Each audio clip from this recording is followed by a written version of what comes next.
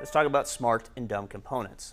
I'm going to actually start with dumb components, and that is a dumb component basically gets everything that it needs to render delivered to it via input, and it doesn't handle any logic. It just defers back up to its parent via output. And so this is what a dumb component would look like. And when I achieve this, it's a fist pump in the air moment for me that this thing, this items list component, as long as I get the template correct, the opportunities for this thing to go awry is pretty slim, because it's not really, so it's being delivered state, but there's no opportunity for it, one, to mutate state. There's no logic for it to introduce bugs into the application. It's very simple.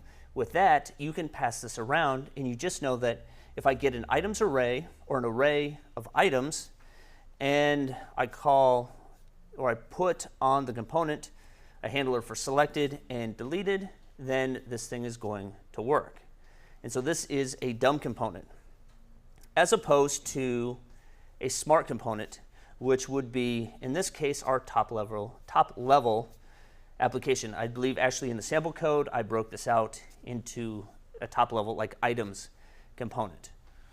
But this is your smart component, actually has some logic in it that is responsible for interfacing with services, and it kind of coordinates what's happening underneath of it. So the idea is you want to create a few smart components and as many dumb components as possible. And what this does is it reduces the area in which things can go wrong in your application, kind of what I would say your testable surface in your application, because now everything is going up into these kind of top level components that are responsible for delegating to appropriate services. So again, create a few smart components. So where I was talking about the screen or the graphic where you had those boxes on the stage, those generally I think of like these are containers. This is a smart component, and then it's responsible for coordinating the dumb components underneath of it.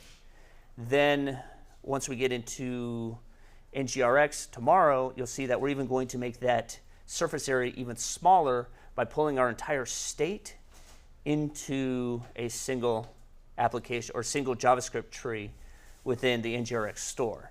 But again, with Angular 1, there's a real problem of like I have this, I'm calling the service, I'm getting some information and I'm storing it in my controller, and when I make a change, then I basically have to find some way to communicate this back to the controller or to the service so that it can tell the rest of the controllers and hopefully not break anything. With Angular 2, by creating smart components, you are minimizing local state, which is great.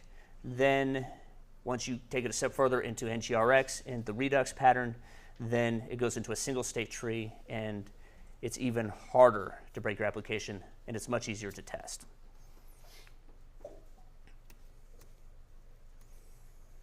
Are there any questions about that? So really this entire module could be summed up as you have a component, it gets what it needs in.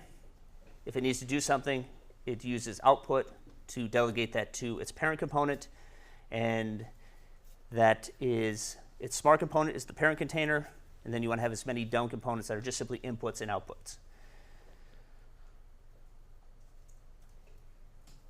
Interestingly enough, I think that when we talk about this, I've been talking about this for maybe 25 minutes. It seems almost like I'm belaboring this point, but coming from Angular 1, like this idea did not really exist, and I still see a lot of people approaching Angular 1 apps where they're okay sprinkling like state. They don't really have clear encapsulation and paths for their application to talk to each other.